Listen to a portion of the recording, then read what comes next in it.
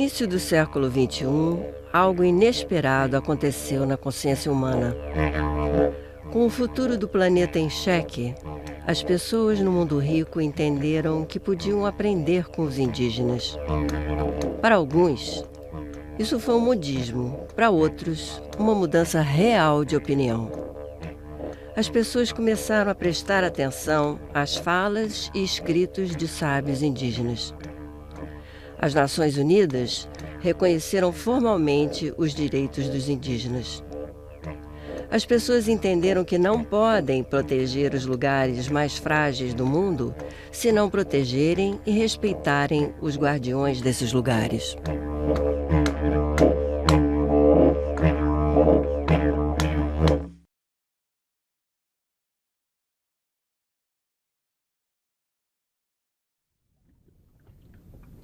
Em 2006, houve um marco na relação entre cristianismo formal e os povos indígenas. Uma reunião de cientistas ambientais, líderes religiosos e membros da comunidade ocorreu em Manaus por iniciativa do patriarca Bartolomeu, líder da Igreja Ortodoxa. Esta foi uma série de viagens que o patriarca fez em lugares ecologicamente sensíveis, como a Groenlândia e Nova Orleans. Em todos esses lugares, o patriarca enfatizou que estava vindo com humildade como convidado. Não representava nenhum poder colonial. Ele se criou em uma ilha turca, numa pequena comunidade cristã grega. De um certo modo, ele também pertence a um povo antigo com raízes profundas na terra e na água. A convite dos povos indígenas, ele abençoou as águas no próprio ponto onde os dois rios convergem para formar o Amazonas. Os bispos anglicanos e católicos se postaram atrás dele enquanto oficiava a cerimônia antiga que recorda o batismo de Jesus Cristo. Os povos indígenas abençoaram e acolheram seus convidados cristãos e realizaram sua própria cerimônia para santificar as águas. Não houve mistura de religiões, mas uma espécie de respeito mútuo pela integridade uma da outra. Para cada pessoa que participou desse encontro na Amazônia, cientistas e políticos brasileiros, o clero do Brasil, ambientalistas ingleses, líderes religiosos da Turquia e da Grécia, foi um momento de mudança. Bem, primeiro foi um encontro carregado de muito simbolismo, porque nós estávamos na Amazônia com uma congregação de diferentes olhares para o que estava acontecendo naquele momento no mundo, particularmente na Amazônia, suportado pela sabedoria milenar dos povos indígenas, que também se faziam presentes, e numa perspectiva de diálogo interreligioso que foi profundamente marcante. Uma outra coisa importante era juntando ali como se fossem pequenas pedras não lavradas de possibilidades de futuros, de inspirações que poderiam advir da sabedoria dos povos que sabem como conviver com a natureza, e a presença do patriarca Bartolomeu fez com que aquele momento parecesse uma possibilidade real.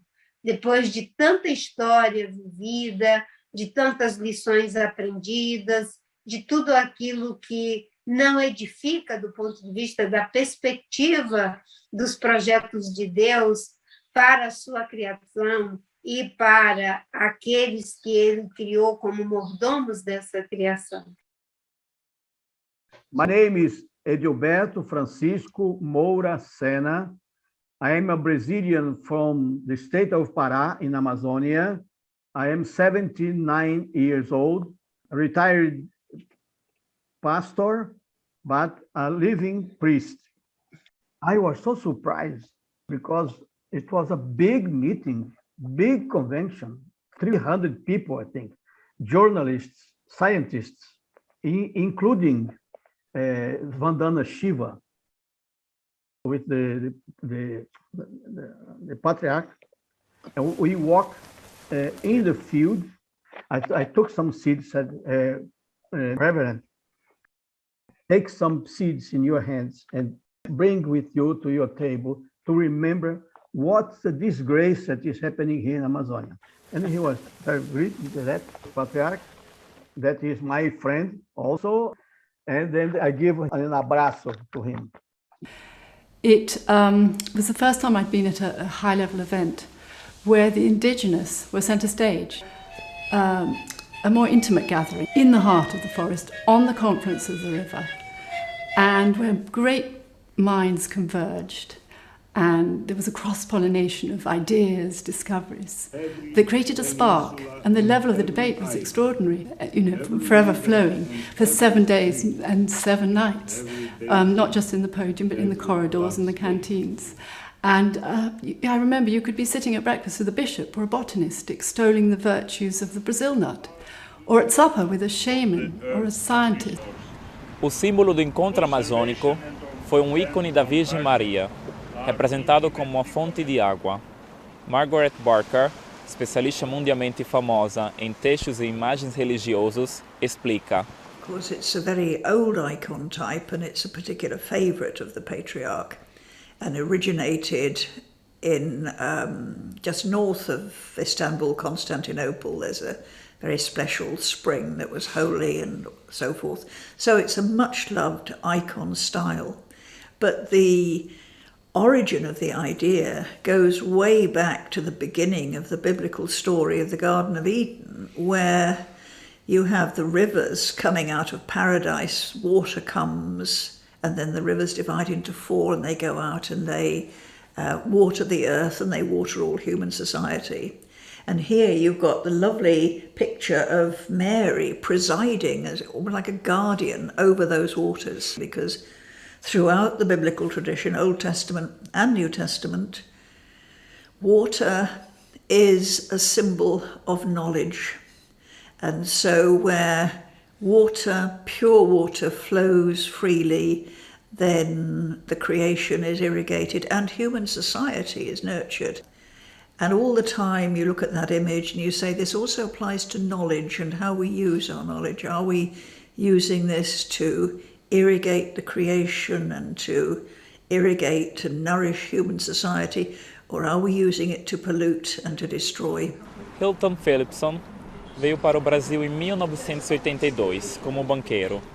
Isso o levou a profundo envolvimento com a Amazônia e dos seus povos indígenas. Agora, ele dirige uma fazenda na Inglaterra sobre os princípios orgânicos que aprendeu com os indígenas. There are a couple of really important things that stand out for me from the Amazon Symposium. The first of all was witnessing forgiveness coming from the indigenous people to us, to the whole body, effectively, of the Christian church, coming to the Amazon to listen, not to conquer this time. But if you think that those people have been on the receiving end of effectively genocide from the white man for 5 centuries, and they have nothing to celebrate whatsoever about what we call the discovery of Brazil in 1500, they suffered about a 90% population loss in the centuries following. But to see the indigenous leaders actually on that platform at the meeting of the waters, the Encontro das Águas, blessing all of us, including the Patriarch, including Catholic cardinals, including evangelical bishops, the Bishop of Liverpool, so on. I thought that was immensely moving from whether it's a Christian perspective or any perspective, just that power of forgiveness, because boy, they have got a lot of suffering to forgive. The other thing which came to me so powerfully was the difference in the worldview of indigenous people and the rest of us there in the symposium in terms of the time frames in which we consider things. I mean, our world is driven by the accumulation of consumer goods. Companies are judged by their quarterly earnings, their annual reports. Our political systems are driven by electoral cycles which may be 4, 5 or maybe 6 years at the most. Very few politicians have the ability to look beyond that. And yet the indigenous people get together, they consult, and they consider the consequences of their actions to the tune of 6 generations to come. You know, it does feel like we were a happy band of brothers, and of course sisters, floating down those rivers. Absolutely extraordinary. And that, of course, you know, takes me immediately to Antonio, and I wonder how he's doing, because we formed a particularly close bond. So, oi, Antonio, como você vai? It was amazing, amazing, because I saw, among many things, I saw the native, the Indians, blessing the church representatives, the cardinals that were there. And imagine, the cardinals were behind, or the church was behind the massacre that the Europeans promoted when they colonized America. And now you see this forgiveness, this greatness of spirit from the Indians to bless them. And it was mutual. Antônio Donato Nobre é cientista, com uma vida inteira de pesquisas mostrando como a floresta afeta nosso clima. Sua própria herança é em parte europeia, em parte indígena. Na época da reunião amazônica, ele estava iniciando diálogo profundo com pensadores indígenas como Davi Kopenawa e mais tarde Ailton Krenak. The Indian wisdom was very powerful, because I hear wise native people who have managed, in spite of the massacre, in spite of the colonization, 500 years of persecution and genocide, they managed to cling to their ancestral knowledge. And they have an understanding of complexity which far surpasses even the most sophisticated science we have. Davi Kopenawa, Yanomami, surmised everything I had known to that point on the connection between forest and rainfall and the climate. In this statement, he said, doesn't the white man know that if he chopped the trees, if he cut down the forest, there won't be any rain? And if there is no rain, he will have nothing to drink from or to eat. And just that, very simple, like mathematics. I started almost crying. Actually, I cried because I realized that 20 years using flux towers, supercomputers, boats, airplanes, we got to the same conclusion that the native there had without any of those instruments. He had it, he knew it. How did he know it? He said, we always knew this since ancestral times. So anytime I discuss, for example, with someone like Ailton Krenak, I feel like gifted by them, because I put something from the scientific perspective, and then they come with the native knowledge, which is tried and true for thousands of years, and then I am in silence. My intellect goes into silence.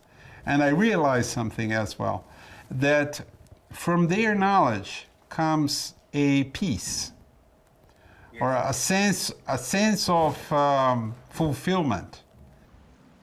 O debate com pensadores indígenas ajudou Antônio Nobre a desenvolver uma crítica da ciência ocidental, bem como da religião ocidental. Science was basically born out of horror, not love. Why? Because if you professed a free mind, you could end up in an Inquisition tribunal. Western civilization was born from this trauma. And on the scientific side, knowledge produced many wonderful things. But it's amazing to see, 5 centuries later, that a little bit, or maybe a lot, of what gave birth to science, which was persecution, and intolerance. Intolerance to different knowledge is contaminating many realms of the scientific inquiry today. Antônio Nobre tinha a sensação de que ideias indígenas meio perdidas poderiam ajudar a curar a brecha sangrenta entre a ciência e o espiritual. A teoria de Gaia, sustentando que todas as coisas vivas interagem com a Terra, não é surpresa para os indígenas, como descobriu Nobre. They could have enlightened our biological colleagues 30, 40 years ago that Gaia is the Mother Earth. That is absolutely so evident to them. They know it because they talk with the spirits. And now scientists had to wait until we are almost killing Gaia to admit that Gaia is indeed a being, the planet's alive. This was incredibly difficult for many, many scientists, geoscientists and biologists, to say that planet Earth is alive. Very difficult. Not difficult for a native speaker, like David Copenau or Ailton Krenak. Not difficult. Not difficult to Antonio, no longer difficult. We are maybe able to put a break in this brain that totally lost control, put a break in this crash. And we know how to do this. Science knows how to do this. The Indians know how to do this. Religious people can know, if they are open, how to do this. Learn with the Indians, learn with science, and mutually. And for all this to happen, we need to develop humbleness. We have to bring love, caring, and perception and understanding of the collective into bearing now. Otherwise, we are utterly lost. Oi, Antônio. Oi, Bruce. Oi, tudo bem? Como é que você está? Onde você está agora? Eu estou aqui em São Paulo, perto de São Paulo, em São José dos Campos. Você está onde? Bom dia. Tudo bem? Tudo bem comigo. Antônio, é inspirador olhar para trás e ver como isso mudou nossa vida. E ainda está mudando a nossa vida. Antônio, você está de um lado do Atlântico que eu do outro. Eu estou aqui na ponta noroeste da Irlanda, um lugar onde a cultura e a língua indígenas da Irlanda sobreviveram por milagre. Quero te apresentar a um amigo meu, que é um dos músicos mais conhecidos da Irlanda. Ele lhe dirá onde estamos e ele tem uma história incrível para contar. Como sua vida como músico foi transformada por sua amizade com os povos aborígenes da Austrália.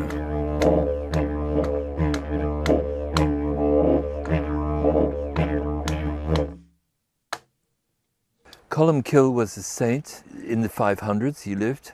He straddled the world of the Druids and the Christians. He was at the cusp of the point where the Druidic culture was passing on into the Christian culture. And I feel very comfortable living in this area because you feel his spirit is around and blessing the area and blessing us all, keeping us on the straight and narrow.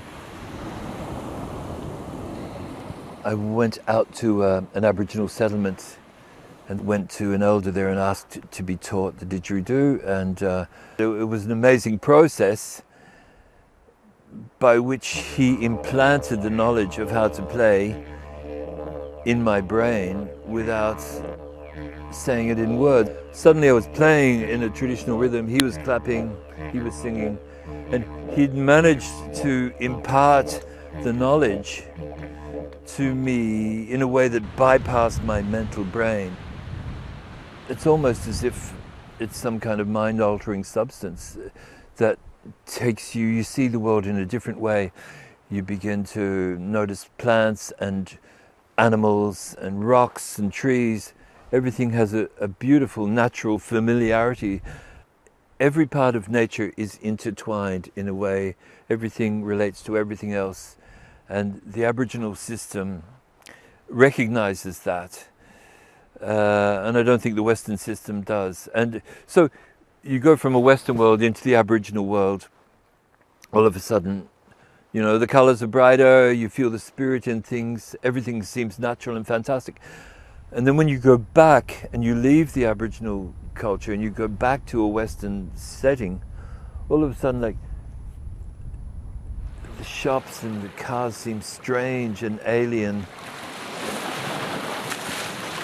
Veja, Antônio, há muitas coisas aqui na Irlanda que eu entendo melhor porque estive no Brasil e conheci pessoas como você. Agora, vamos falar um pouco sobre aquele nosso encontro no Amazonas. Antônio, você teve um diálogo público espetacular com um dos mais influentes pensadores cristãos, João Metropolita de Pérgamo. Você disse que a ciência deve se autocriticar. Ele disse que a religião deve se autocriticar. Em um discurso, ele disse algumas coisas incríveis. E mesmo agora, aos 90 anos, ele ainda está dizendo essas coisas. Primeiro, ele disse que no início dos séculos cristãos, os padres da igreja grega acreditavam fortemente na importância do corpo humano e do mundo material. Eles tiveram que lutar contra os seguidores de Platão, que preferiam o abstrato e o invisível. So, by confessing the resurrection of the body in the creed, the church took an ecological position, saying that we must respect the body and the material world. Em segundo lugar, nos últimos 500 anos, a mente humana tomou um rumo desastroso, imaginando-se completamente fora do reino animal e do mundo natural. A technology with which we live today was in the first phase after the Industrial Revolution consisted in abstracting energy from nature, which energy then would be used for purposes which nature itself did not have. Terceiro, quem pode nos ajudar a superar esse problema? Os indígenas. The indigenous people are attached to their land, and they're not only attached themselves to their land, but they're attached with their ancestors in their land. And the ancestors are always for them present in their land. An offense against the land and the environment as it is being inherited is an offense against the ancestors. And the ancestors are always, for them, they're present in their everyday life. The other thing is that they preserved something that we lack, and that is, I would call it, the myth, the ability, the element of myth. Myth manages to unite time and space. With the myth, you use a language that refers to the past, but in a way that brings with it also the the present. Agora, vamos nos perguntar o que aconteceu com os bispos católicos que estavam ao lado do patriarca quando ele abençoou as águas. Uma história incrível também. Em 2007, um ano depois de nosso encontro, houve uma reunião de bispos católicos de todas as partes da América do Sul. Em Aparecida, como você sabe, um santuário da Virgem Maria no Brasil. E foram os bispos brasileiros que disseram: devemos proteger a floresta e os povos da floresta. Havia um cardeal da Argentina que achou isso muito estranho, mas ele refletiu e depois concordou. Seu nome era cardeal Jorge Bergoglio, que agora conhecemos por um nome diferente. Uma jornalista da Argentina que acompanhava suas viagens há muitos anos. Latin America is arguably the region of the world he's come back the most to, and every single trip he made the point of visiting indigenous people. We saw it when he went to Puerto Maldonado in Peru. We saw it when he went to the southern region of Mexico. We saw it in Ecuador, we saw it in Bolivia, where he had this very important meeting with both the indigenous people and the popular movement. And he gave arguably one of the biggest speeches of his pontificate, in which, among other things, he apologized for the wrongdoings of the Catholic Church and, more broadly of the Spanish Inquisition. Em 2015, com o metropolita João ao seu lado, o Papa Francisco lançou sua encíclica verde Laudato Si. Você leu? É um texto bonito. Então, em 2019, houve outro marco. O Papa convidou bispos, homens e mulheres de ordens religiosas e pessoas comuns de 9 países amazônicos para um sínodo em Roma. 9 mulheres indígenas foram a Roma para participar com os bispos e padres. Como você vê, Antônio, as coisas percorreram um longo caminho desde que nos conhecemos.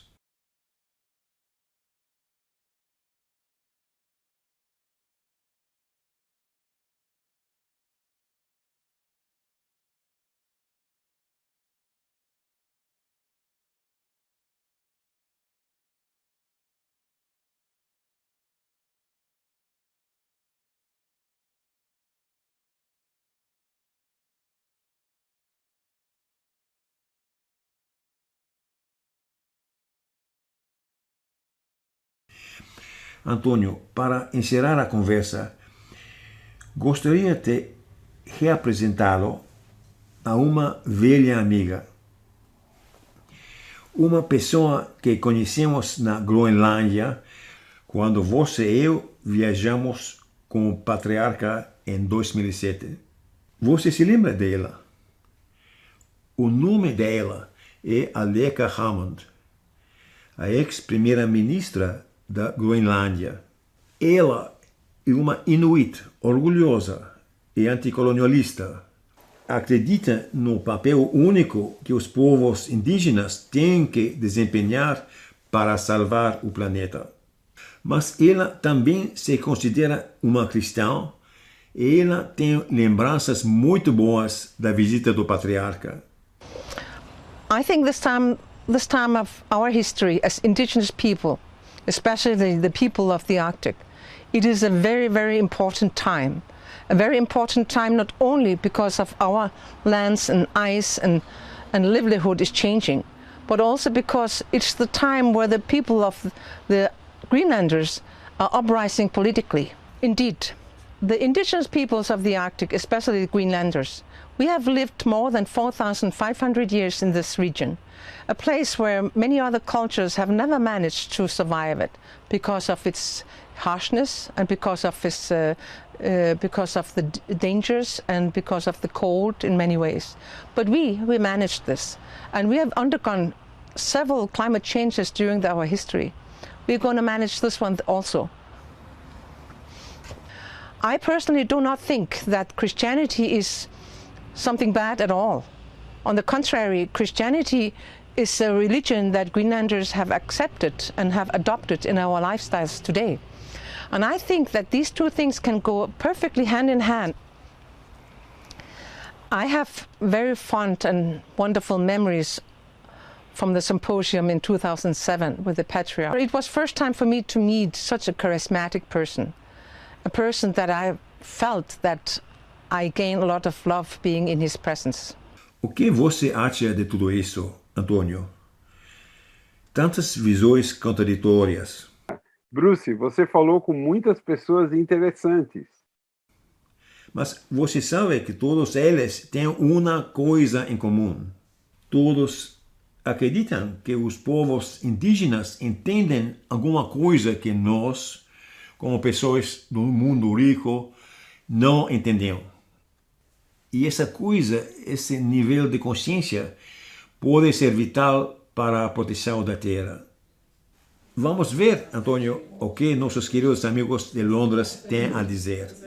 I think that it won't be long before ecocide is recognised as a crime against humanity, which it obviously is, because we are harming ourselves. And if you knowingly cross boundaries, regardless of the consequences, you should suffer. The idea that human beings can wreck the system is all built into the original description of it. The idea that human beings, by their actions, can cause incredible disaster and in the end collapse.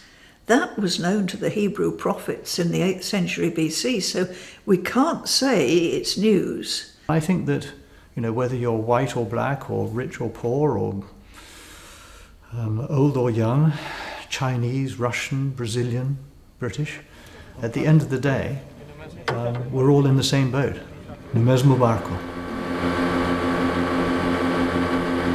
Sim, estamos todos no mesmo barco. Talvez alguns estejam em cabine de primeira classe, outros em classe econômica. Mas se a floresta queimar e o nível do mar subir, estamos todos no mesmo barco. Meu nome é Lucas. Meus ancestrais são africanos, indígenas e europeus. Nasci no Nordeste brasileiro, não muito longe da foz do Amazonas. Não sou um cientista, não sou músico, nem tanto patriarca, mas me comove quando ouço falar de pessoas do velho mundo, com um espírito não de conquista, mas de humildade e aprendizado. Acredito que ainda há tempo para aprender novas lições. Talvez sejam lições antigas. Não sabemos. Mas a minha geração quer viver. O nosso barco navegará por muito tempo.